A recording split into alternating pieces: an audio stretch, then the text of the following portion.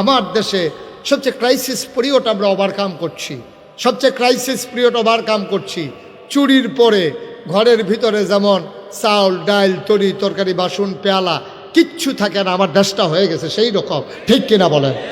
এত কথা এত কথা এত কথার ভিতরে এখন দেখা গেল সেই রূপপুর পারমাণবিক বিদ্যুৎ কেন্দ্র থেকে 56,000 কোটি টাকা প্রধানমন্ত্রীর পরিবার চুরি করেছে, ঠিক কিনা বলো?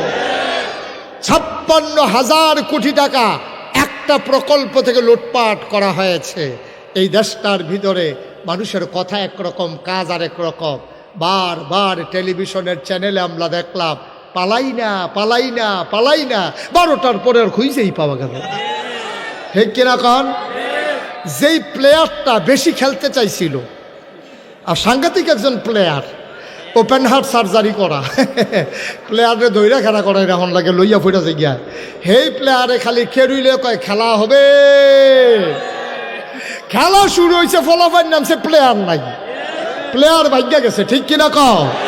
এই কথাটা কোয়ার কোনো দরকার আছে? আপনি জানেন না শৈলবেলা না, আপনি জানেন শৈলবেলা না, তো আপনি খেলা হবেন কোন কীর্তন? আপনি ফলাফল ইংলিশ সহ্য করতে পারবে? আপনি তো ফইলে তো আপনি ফাউল করে সালা লাল কাঠ হইয়া মাঠের বাইরে যে গেউন লাগবো, কেউ দেওয়ান লাগছে না তো নিজে তো গেছে গা, ঠিক কিনা কও? আমরা দেশের মানুষটি এইরকম, যেটা পারে এটা কয় না, যেটা পারে না এটা খালি বড় বড়াইয়া কয়।